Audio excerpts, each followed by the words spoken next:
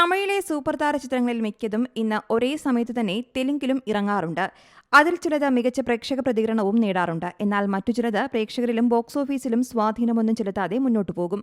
രണ്ടാമത്തെ ഗണത്തിൽപ്പെടുത്താവുന്ന ചിത്രമായാണ് അജിത് കുമാറിനെ നായകനാക്കി മഴവിൽ തിരുമേനി സംവിധാനം ചെയ്ത വിടാമുയർച്ചി കണക്കാക്കപ്പെടുന്നത്.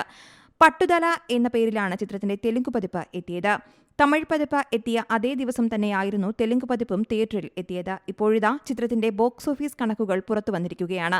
പ്രമുഖ ട്രാക്കർമാരായ സാക്നിൽക്കിന്റെ കണക്ക് പ്രകാരം റിലീസ് ദിനമായ വ്യാഴാഴ്ച 50 ലക്ഷമാണ് ചിത്രം നേടിയത്. വെള്ളിയാഴ്ച ഇത് 40 ലക്ഷമായും ശനിയാഴ്ച 30 ലക്ഷമായും കുറഞ്ഞു. ഞായറാഴ്ച അതിലും കുറവാണ് ചിത്രം നേടിയിട്ടുള്ളതെന്നാണ് കണക്കുകൾ വ്യക്തമാക്കുന്നത്.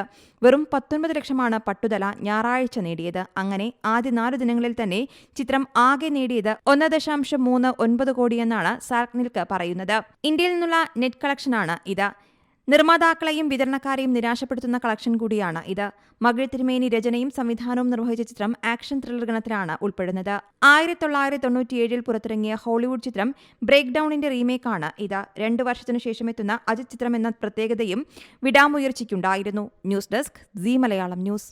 ഏറ്റവും പുതിയ വാർത്തകളും വിശേഷങ്ങളും വിരൽ തുമ്പിലറിയാൻ സീ മലയാളം ന്യൂസ് എല്ലാ ഡിജിറ്റൽ പ്ലാറ്റ്ഫോമുകളിലും ലഭ്യം.